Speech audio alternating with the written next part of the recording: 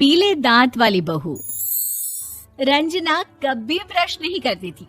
उसे कितनी बार उसके माँ बाप ने डांटा, लेकिन उसका कोई असर उस पर होता ही नहीं था, जिस कारण से उसके दांत पीले पीले हो जाते हैं। शादी के बाद। अरे बहू, वैसे तो तुझ में कोई कमी नहीं है, पर तेरे दांत इतने पीले कैसे हैं बेटा? कैसे मतलब? कोई सर्जरी थोड़ी ना कराई है। वो तो क्या नाम, मैं ब्रश नहीं करती थी तो पीले हो गए। अब क्या करूं? आप कहें तो लाल करवा लूं या फिर काले? यार ये क्या है, क्यों माँ से लड़ रही हो? लड़ रही हूँ?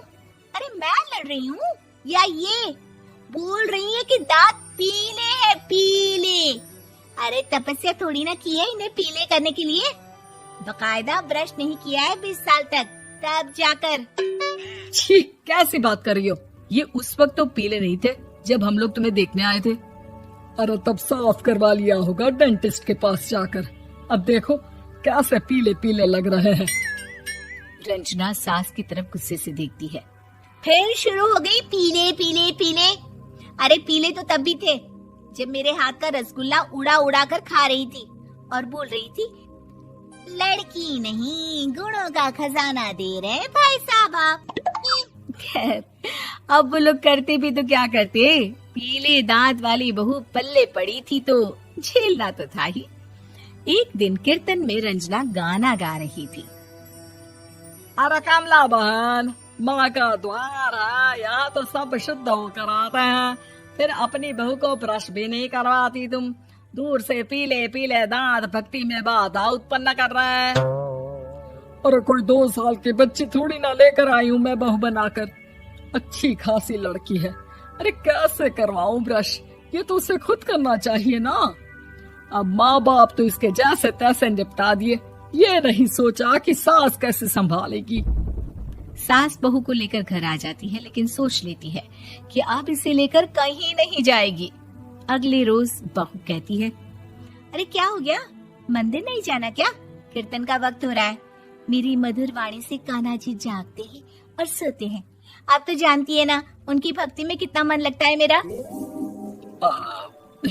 वो क्या है ना, तबीयत ठीक नहीं लग रही है मेरी, आराम करूंगी मैं। तबीयत ठीक नहीं लग रही?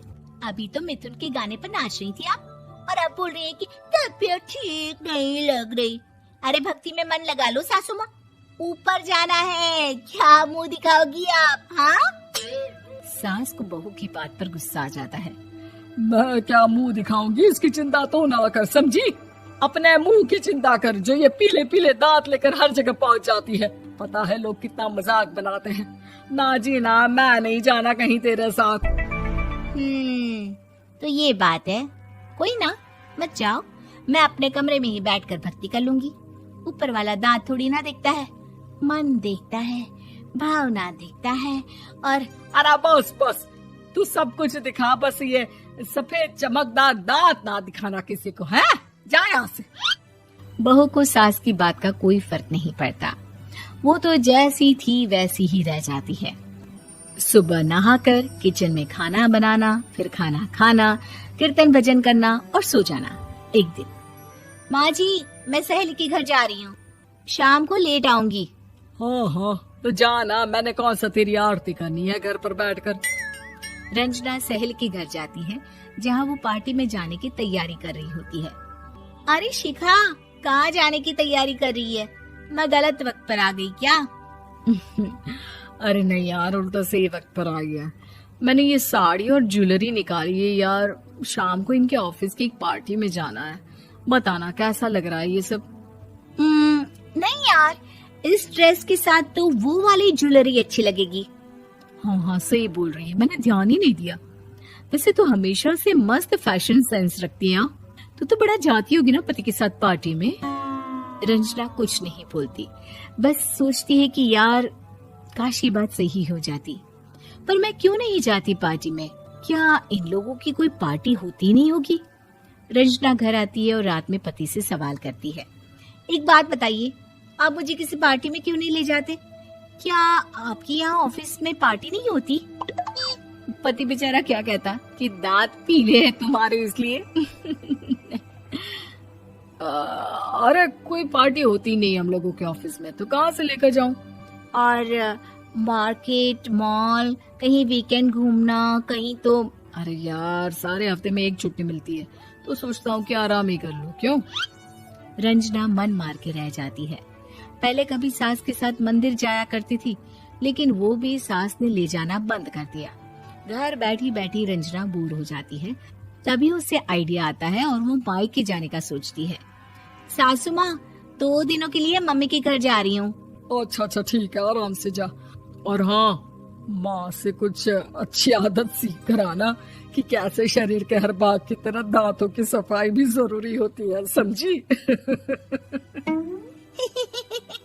शुरू हो गई ना आप। वो लोग आपकी तरह नहीं है कि छोटी छोटी बात का बतंगड़ बना दे।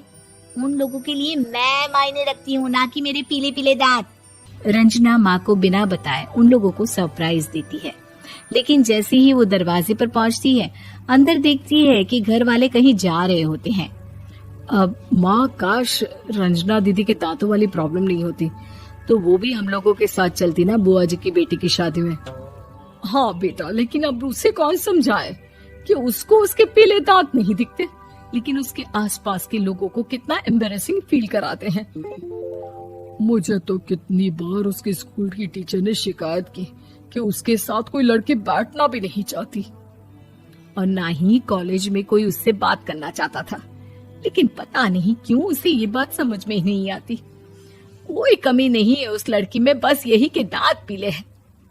वो तो भला हो जीजा जी और उनकी माँ का, जो दीदी को जैसी है वैसे ही रखा हुआ है।